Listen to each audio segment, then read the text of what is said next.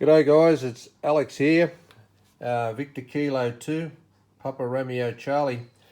This is the second video in my series of half-wave end-fed 20-meter vertical antennas. There was a bit of a hint in my previous one about incorporating a second antenna into the box, an antenna for the 40-meter band. So I just want to run through this particular video here and explain to anybody that's interested in turning their half-wave end-fed for the 20-meter band into a quarter-wave vertical for the 40-meter band, all incorporated into one box, making a quick changeover from 20 meters to 40 meters with the same antenna and the same installation. Just as a bit of a refresher, you'll recall that this was the coupler that we talked about and designed in my first video. And it was a case of tuning this particular coupler, well, first of all making it and then tuning it for the 20-meter band. And we did that by trimming a coax capacitor to get it absolutely perfectly tuned. And you will recall that the tuning was almost 1-to-1, absolutely perfect. You will recall the turns ratio was 2 and 11 turns. And if you haven't already made one of these, please go and have a look at my video on YouTube on my channel, and it's labeled 20-meter half-wave end-fed vertical antenna, and that'll take you through a step-by-step description on how to make a perfect coupler, how to tune it and install it in the field. Okay, so as promised, we're going to talk about making a 40-meter inclusion into this particular project, and I've put together a little bit of text here to have a look at what we're talking about. So let's just go through the parts of this particular project.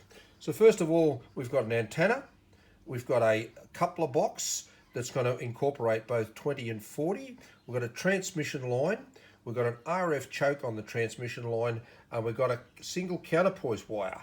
Okay, so let's just go through all of these one at a time and have a bit of a squizzo at them and what I sort of want to get across as special about each item. Okay, the antenna, a vertical antenna mounted on a telescopic fiberglass pole. I use a 10-meter pole with some PVC piping on the bottom to get it up around 12 meters. And I find that length's manageable without having to use guy wires.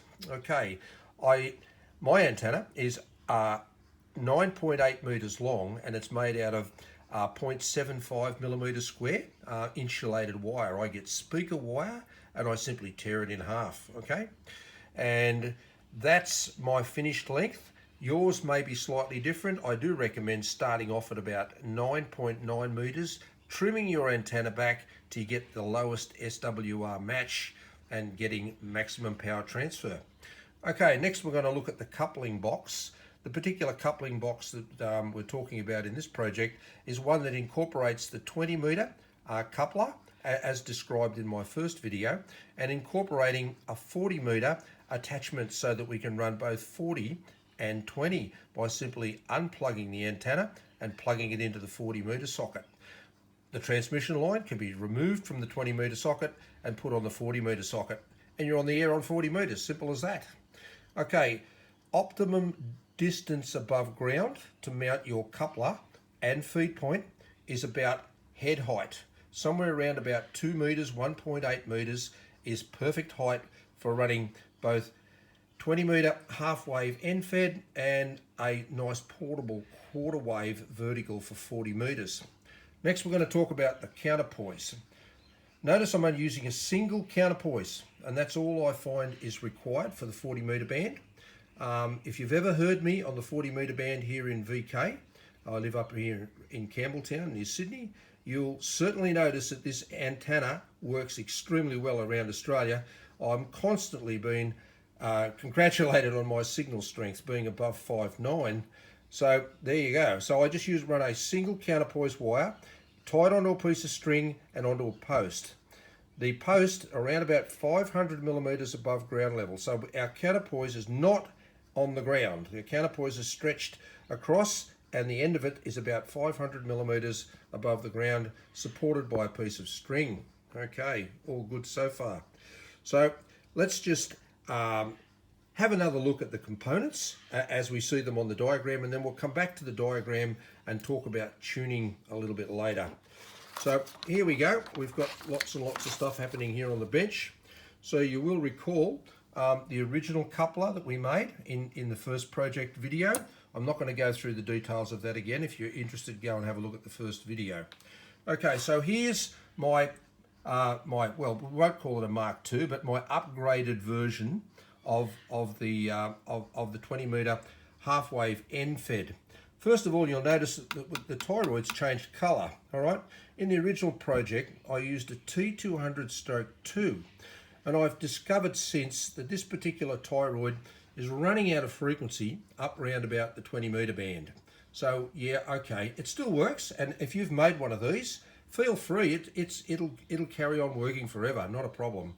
But I'm asked now and then to make couplers for not only the 20 metre band, but the 15 and the 10.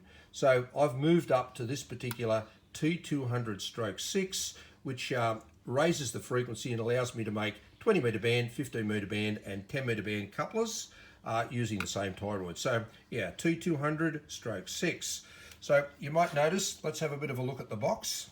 I've used a pretty robust sort of a box here. You'll notice that there's two feed point terminals and two antenna terminals and one counterpoise antenna terminal. So let's just have a bit of a look at how I've wired this up. So straight from the point on the well, this one here's the 40 metre terminal. I've soldered on there, wire straight up and onto the 40 metre terminal on the top.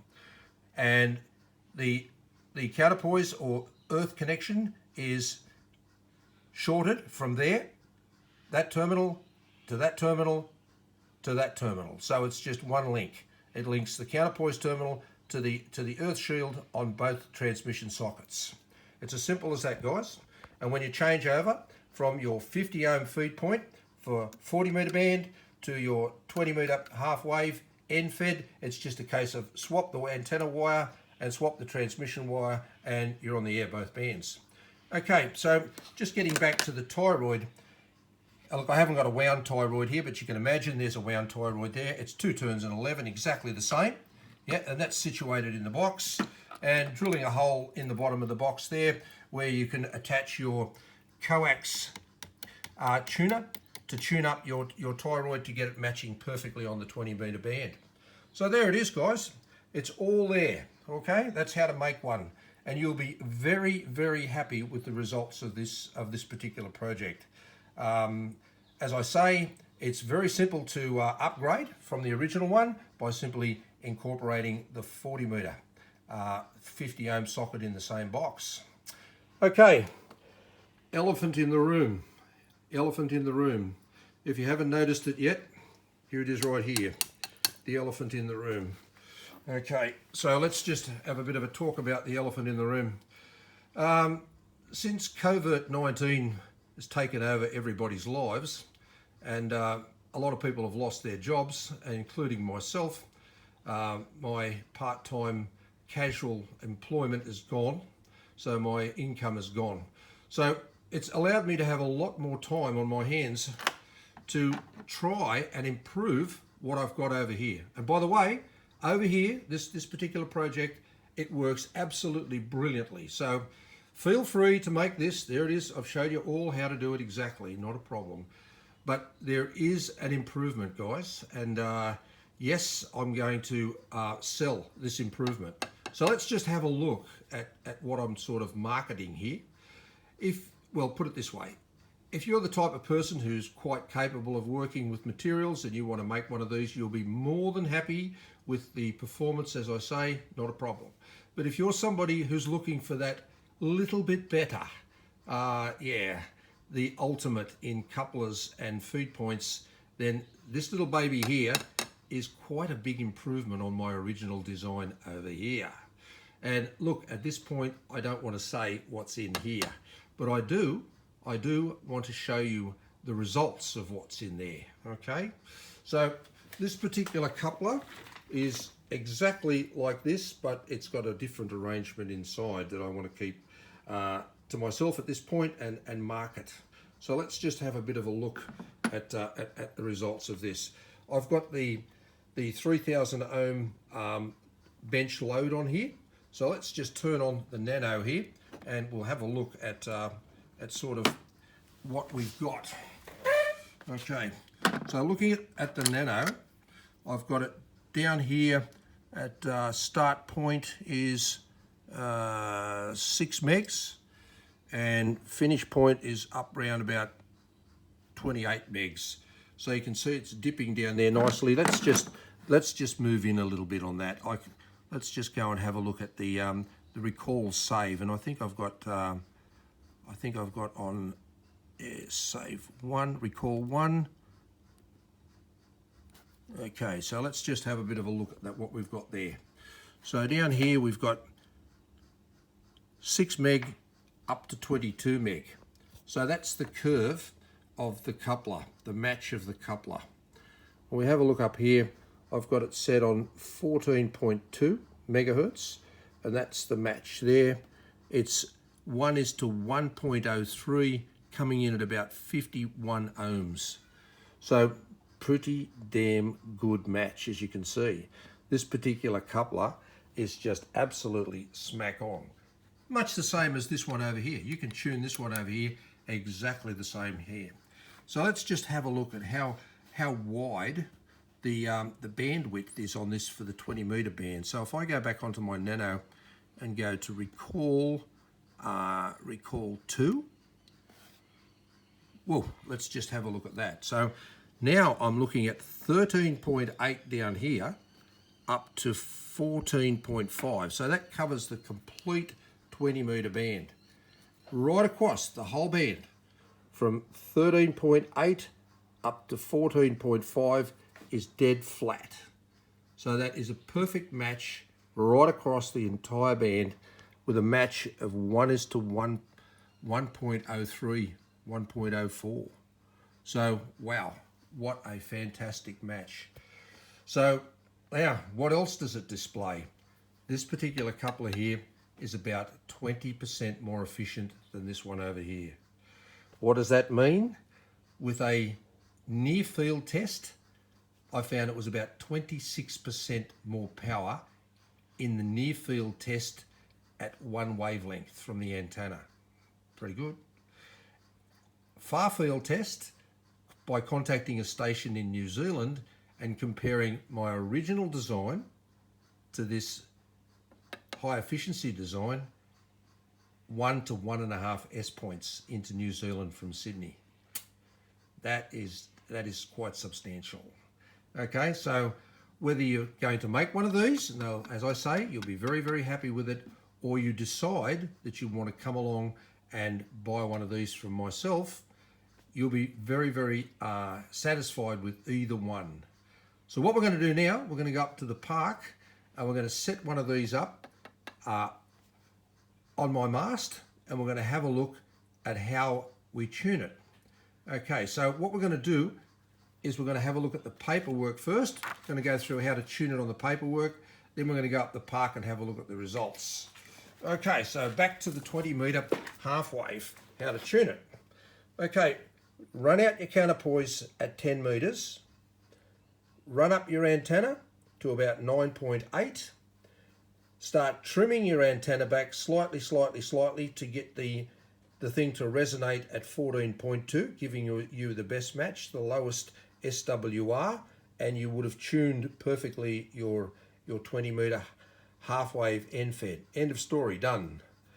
Next, we're going to look about the quarter wave 40. So what you will do is unplug it from there, plug it in the other terminal, take the transmission line off, plug it in the other terminal, and stick your SWR, or well, in my case, I'll use my Nano in the bottom here, and we'll have a look at what frequency it's resonating at, and you'll probably find that it's resonating way too low for the 40 meter band. So what I'll start to do here, I'll start to trim back the counterpoise to get it to match as close as I possibly can. I could either trim it back or just fold it back and tie it on itself to get it right. And once that's set and you've got your quarter wave 40 meter resonating, it's done. So your 20 meter won't change with a change in length here, and you'll have tuned this to match your quarter wave 40, and you're on the air very efficiently for both bands. And if you decide that you want to use one of my marketed boxes, you'll find yourself with about quite a substantial amount more power going out to your radiated propagation than if you use one of these. But as I said, no problem in using one of these, they work brilliantly. Okay, so let's move up to the park and see how we go. And by the way, if anybody's interested in one of these, shoot me an email and I'll be only too happy to give you a price on the high efficiency coupler. And just while I think about it, before we move off, I also make them. I make them for the 10 and 11 meter band as well. Okay, so this particular one here is made for the 10 and 11 meter band, high efficiency coupler. Notice they've got no coax hanging out of them. It's all tuned inside. There you go. And they are very efficient. Okay guys, next stop, the park. Okay, we're up here at the park doing our tests with the mast up. So there it is, the 10 meter high fiberglass mast with the antenna on it. And you'll see the single counterpoise there coming across towards me. It's attached to a piece of red string, and there's the point there where it's attached to the string. You'll see the counterpoise is folded back, and we'll just go over here to the mast and have a bit of a look. It's a little bit bright in the park here this afternoon, so I may have to put a cover over the Nano so that we can have a look at it with the camera. The display's rather hard to see in bright light. But there you'll see I've got it plugged into the 20 meter terminal, and I've got my Nano connected to the 20 meter terminal. So I'll set the scale on the Nano for the 14 meter band, 14 megahertz band, the 20 meter band, and we'll have a look at the sort of results that we've got there at the moment. Just put the Nano VNR up on the coupler. Unfortunately, it's so bright here in the park, can't video the display on it. It's just too bright. So what I've had to do is connect the transmission line back onto the coupler, recalibrate the Nano to take into consideration the transmission line in my readings, put the Nano in the boot of my car, which is nice and dark, and so we can actually see the display. So you'll recall this is the display that we had back in the on the bench at home. It starts at 13.8 megahertz down here, goes up to about 14.5 here. So that's right across the 20 meter band. And at the moment we've got the frequency on 14.220. Looking at this, the match, my eyes aren't that good. It's 1.0 something or other. Could be a 5 or a 6 there. Yep. So yeah, just having a look at that display a little bit closer, you could probably see it better than me. So that's the reading that I'm getting here, actually in the park with the 20 meter end-fed connected to the Nano. So it's showing us exactly the performance of the antenna across the 14 meter band. I'll just go back to the other reading that I had before, which I think was the 2. No, it was the 1. Recall 1. Yeah, and that shows it coming in at the 20 meter band. Okay, guys. So there you go. I don't know if I can lower the frequency.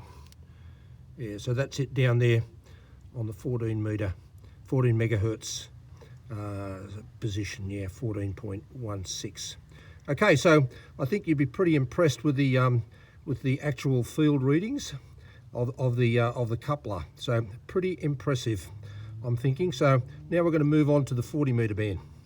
Okay, now we're ready to do the 40 meter band quarter wave. I've changed the coupler over to the quarter wave 40 meter sockets, and we'll have a look at the counterpoise. I've tuned it up to be right. It was a little bit short, so I've lengthened it up. You'll see I've lengthened it up there, keeping it or maintaining it, you know, about 500 millimeters off the ground. And there we see the installation. So let's go and have a look at the Nano and see the match that we've got on the 40 metre band.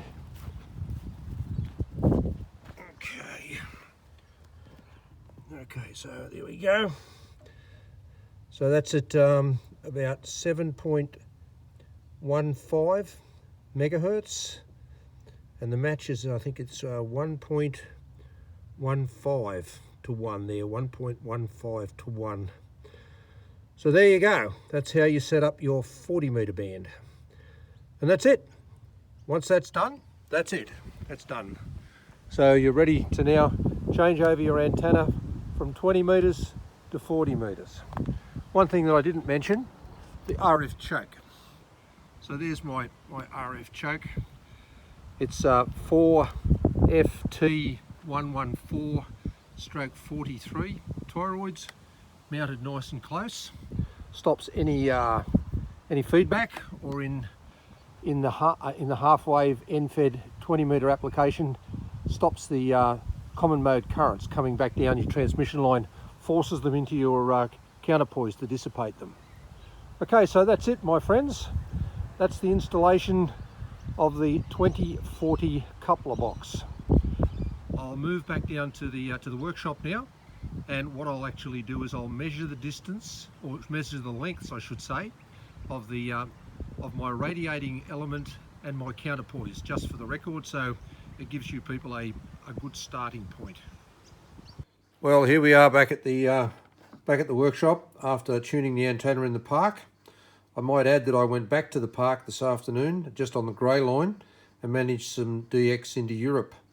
Actually broke a pile up to get into a French net, and end up being passed around the net. Spoke to 3 or 4 stations in France, just near Paris. Pretty happy with that one. And then it was even reported that I was heard on a random wire in the UK as well, who made a recording and sent it back to me. Very pleased with the performance of the quarter wave vertical on the 40 metre band. It's working very, very well. Okay, I promised to do some measurements on the antenna before I finish this video, and I come back and measured her up.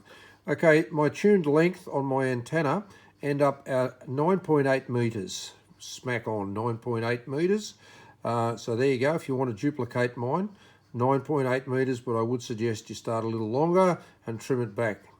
Okay, looking at the counterpoise had a length of 9.2 metres, 9.2, and you'll recall that I folded back my counterpoise to tune it. The fold back was 0.7 of a metre, 0.7 of a metre. Okay, for those of you who are interested in contacting me regarding one of these 4020 couplers, you can contact me on my call sign. You can go to QRZ, Victor Kilo 2, Papa Radio Charlie. Look me up on QRZ, contact me via email, or at the bottom of this video, I'll put my contact details as well. Well, good DXing everybody. I hope you either make one or get one somehow, and get on the air and get the success that I'm having with this particular antenna system. Wouldn't use anything else for DX. Thanks guys, Victor Kilo 2, Papa Radio Charlie saying 73.